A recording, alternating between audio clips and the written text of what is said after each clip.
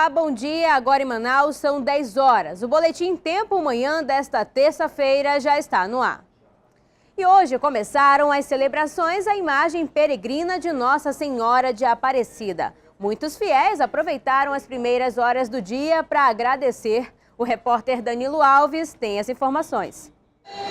Isso mesmo, a celebração começou às 5 horas da manhã. Este é o primeiro dia de novenas desde que a imagem peregrina da Padroeira do Brasil chegou em Manaus.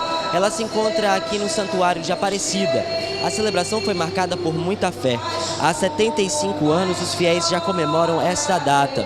A imagem de Nossa Senhora Aparecida peregrinará por terras amazonenses até dezembro de 2016 para a preparação do jubileu de 300 anos que acontece no dia 12 de outubro de 2017. Se você que está em casa quer participar dos festejos, é preciso ficar atento nos horários das missas. Elas vão das 5 horas da manhã até as 8 da noite, todas as terças-feiras. Eu volto com você no estúdio. Um homem foi morto com 7 tiros na noite dessa segunda-feira no Colônia Santo Antônio, Zona Norte. Segundo o tio da vítima, Elderson dos Santos era usuário de drogas desde os 17 anos. Hoje, com 26, a morte foi motivada por dívidas do tráfico. Parece que ele andou fumando a droga dos pessoal aí vai acontecer isso, né? Parece que ameaçaram ele. Segundo a polícia, Elderson estava sentado nessa esquina quando 2 homens em um carro preto se aproximaram. Ao todo, foram 7 tiros, 5 foram na cabeça. Por volta de 8 horas, os populares informaram a gente foi informado pelo centro de operações e quando a gente chegou aqui no local, se deparou com um indivíduo já deitado no chão, né, sem vida. O crime que aconteceu em uma avenida movimentada já virou rotina por aqui. O caso vai ser investigado pela Delegacia de Homicídios.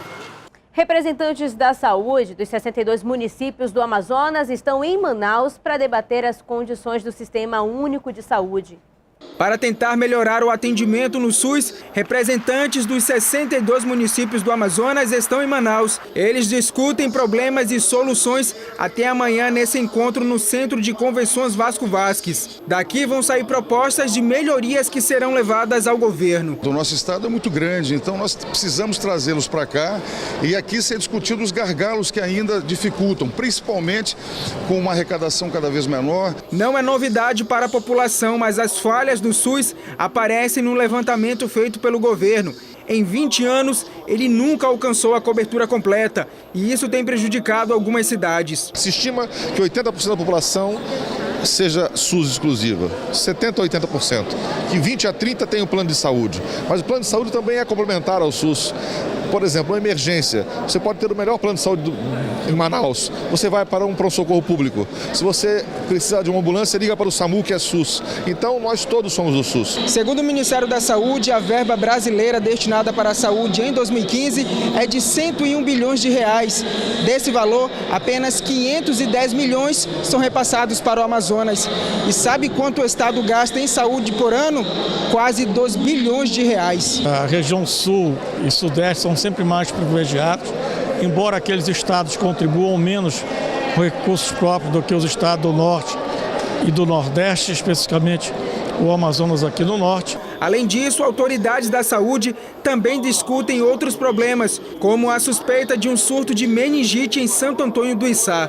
Nós encaminhamos para lá uma equipe nossa da Fundação de Vigilância e Saúde e da Fundação de Medicina, que são as 2 instituições que têm expertise nessa área. E faltando ainda o resultado do líquor cefalorraquidiano que foi colhido lá, nós certamente se afastamos dessa possibilidade. Uma pessoa morreu e outras 6 estão internadas com sintomas da doença. A seleção brasileira que vai disputar os Jogos Olímpicos do Rio 2016 escolheu Manaus para realizar 2 jogos amistosos. O primeiro vai ser no dia 9 de outubro, às 8 horas da noite, contra a República Dominicana, e o segundo, dia 12 de outubro, às 6 da noite, contra a seleção do Haiti. As partidas, que serão disputadas na Arena da Amazônia, foram anunciadas no fim da tarde de ontem no site oficial da Confederação Brasileira de Futebol. Para as 2 partidas, o técnico Dunga relacionou 22 jogadores e será auxiliado pelo técnico da seleção sub-20, Rogério Micali. O forte calor fez as secretarias de Educação Municipal e Estadual mudarem os locais e os horários das aulas de Educação Física. Tudo para poupar os alunos. Mesmo no jogo de xadrez, os alunos derretem de tanto calor. Muito quente. Mas tem sido bem melhor aqui dentro do que lá fora. Quadra de esportes, nem pensar nesse calorão. A temperatura está muito alta, a umidade está baixa, ou seja, o gasto de energia da criança é maior. Quase 600 escolas de Manaus tiveram de mudar a rotina de atividades físicas. Os horários agora são no começo da manhã e no fim da tarde. Mas algumas preferiram substituir por exercícios que estimulam a memória, brincadeiras com o saco de boxe ou dança. Só que em algumas escolas não teve jeito. Foi preciso improvisar dentro de sala de aula mesmo, onde tem ar-condicionado.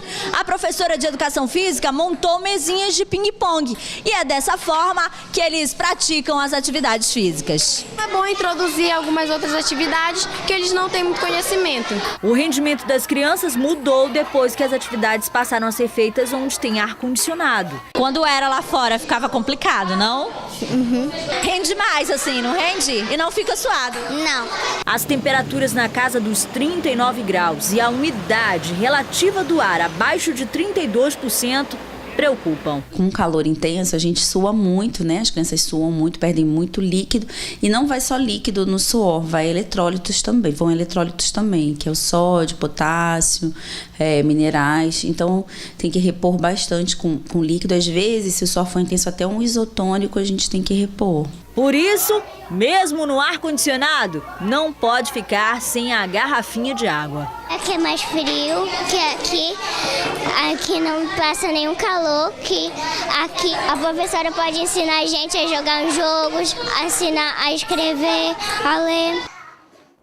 E ainda pelas altas temperaturas registradas, o número de queimadas em áreas de vegetação tem aumentado aqui na capital. Para combater esses índices, órgãos municipais, estaduais e de proteção ambiental se reuniram para definir estratégias de prevenção.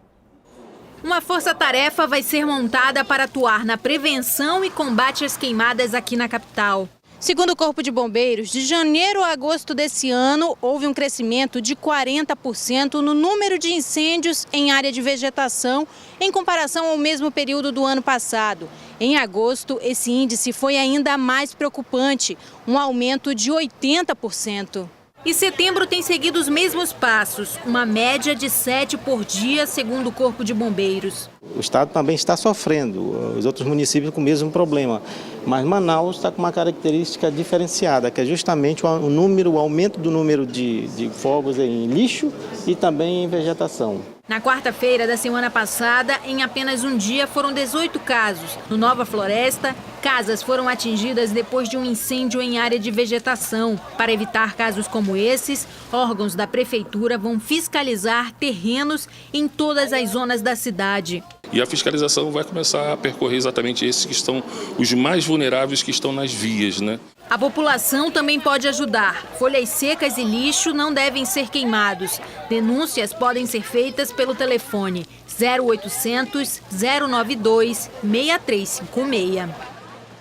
Os vereadores devem discutir esta semana o orçamento da prefeitura para o ano que vem. O valor vai ser menor do que o deste ano. Por isso, o prefeito quer fazer uma reforma administrativa para enxugar os gastos. 500 milhões de reais a menos que vão fazer falta. São menos escolas, menos infraestrutura, menos investimento na cidade de Manaus. O orçamento para 2016 está estimado em 4 bilhões 145 milhões de reais. Com a redução nos investimentos, as secretarias devem sofrer mudanças. Nós temos uma parte da reforma administrativa na Câmara, uma parte. Porque as pessoas, quando falam em reforma administrativa, pensam sempre em enxugamento de secretarias, né? Se a gente chegou até o limite praticamente máximo. Outro assunto que gera discussão na Câmara Municipal é uma proposta do vereador Valdemir José, que prevê o aumento de 20% para os servidores da casa. Na média, a maioria dos servidores aqui perdeu o salário em relação à inflação dos últimos 10 anos. Se pode dar aumento de 20%, primeiro a gente tem que ter uma comprovação de que o orçamento da Câmara compreende esse reajuste. A Câmara possui cerca de 360 funcionários concursados. Se aprovada, a medida deve implicar em um aumento anual na folha salarial de 8 milhões de reais. 10 horas e 10 minutos, o Boletim Tempo Manhã termina aqui. Outras informações você acompanha daqui a pouco às 11h05 no programa Agora. Um ótimo dia para você, até amanhã.